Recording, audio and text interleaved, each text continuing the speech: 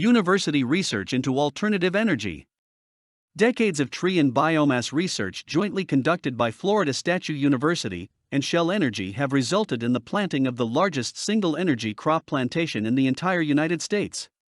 This plantation spans approximately 130 acres and is home to over 250,000 planted trees, including cottonwoods, native to the area, and eucalyptus, which are non-invasive, along with various row crops such as soybeans. This organization of super trees was brought into being as a result of the university's joint research with other agencies including Shell, the U.S. Department of Energy, the Common Purpose Institute, and groups of various individuals who are working to develop alternative energy sources, those not dependent on fossil fuels, for the future. This research is focused on the planting and processing of biomass energy supplies from fast-growing crops known as closed-loop biomass or simply energy crops. The project seeks to develop power plants such as wood pulp or wood fiber providing plants, clean biogas to be used by industries, plants such as sugarcane which can be used for ethanol development, and crops such as soybeans for biodiesel fuel production. University involvement in alternative energy research is also going on at Penn State University.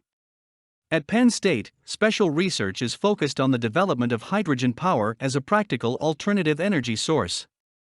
The researchers involved are convinced that mankind is moving toward a hydrogen-fueled economy due to the needs for us to reduce air pollution and find other sources of energy besides petroleum to power up the United States. Hydrogen energy burns clean and can be endlessly renewed, as it can be drawn from water and crop plants.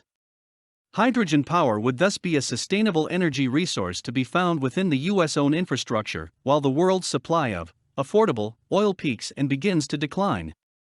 The university seeks to help with the commercial development of hydrogen-powered fuel cells, which would be usable in place of or in tandem with combustion engines for all of our motor vehicles.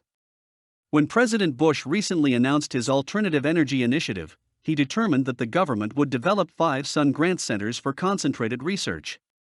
Oregon State University has the honor of having been selected as one of these centers, and has been allocated government grants of $20 million for each of the next 4 years in order to carry out its mission. OSU will lead the way in researching alternative energy, as it represents the interests of the Pacific Islands, the U.S. Pacific Territories, and 9 western states. OSU President Edward Ray says, "The research being conducted through OSU's Sun Grant Center will contribute directly to our meeting President Bush's challenge for energy independence."